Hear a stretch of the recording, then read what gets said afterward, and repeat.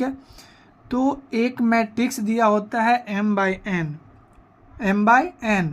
और ट्रांसपोज जो निकालते हैं उसका ट्रांसपोज करने के बाद ऑर्डर जो हो जाता है n/m। इसका मतलब ये हुआ कि रो को चेंज कर देते हैं कॉलम में और कॉलम को चेंज कर देते हैं रो में।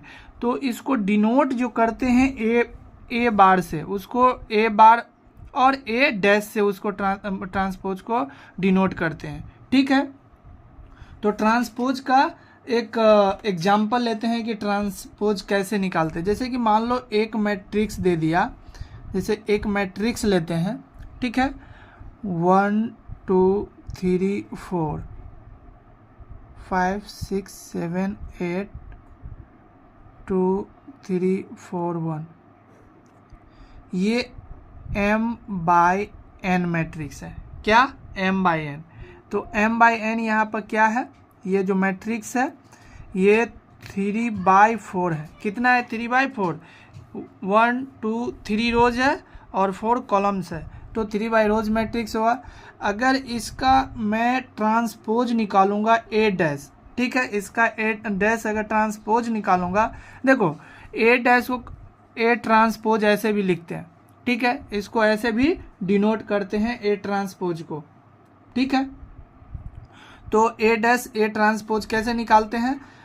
अभी मैंने क्या बोला, रो को कॉलम में चेंज कर देंगे। तो 1 2 3 4 5 6 7 8 और ये हो गया 2 3 4 1। अब ये जो मैट्रिक्स हो गया 4/3। मैंने यही बोला कि रो को कॉलम में चेंज कर देना है, कॉलम को और रो में चेंज कर देना है। यहीं पे देखो आई, यहाँ पे क्या था, ये जो मैट्रिक्स था, मान लो ये A12 था। क्या था? A12 means first row second column.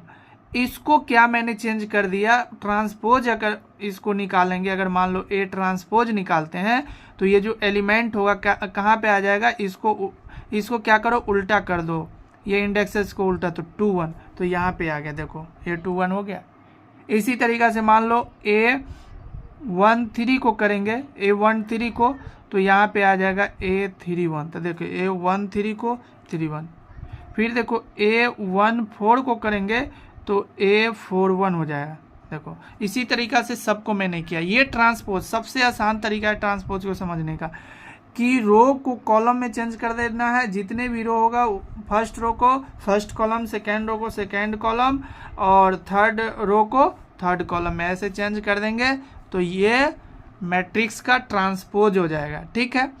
तो एक और एग्जांपल जैसे मान लो एक लेते हैं, एक और एग्जांपल मान लो लेते हैं। कौन सा एग्जांपल लोगे?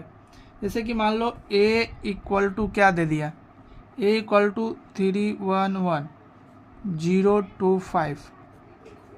तो इसमें जो है ऑर्डर पूछेगा क्या है, तो 2/3 ऑर्डर है। अगर ए ट्रांसपोज निकालने के लिए बोलेगा तो ए डैश हो जाएगा 3 1 1, ठीक है, और ये हो जाएगा 0 2 5। ये मैट्रिक्स आ गया 3/2। तो आपसे प्रश्न ये भी कर सकता है क्वेश्चन कि अगर मान लो एक मैट्रिक्स है जिसका ऑर्डर 2/3 है, तो ट्रांसपोज करने पे उसका ऑर्डर क्या हो जाएगा, तो उसका ऑर्डर 3/2 हो जाएगा, ठीक है। चलो नेक्स्ट एग्जांपल हम देखते हैं। नेक्स्ट एग्जांपल क्या लेते हैं कि अगर मान लो एक मैट्रिक्स है 1 -2 2 3 0 4 -6 0 पाई।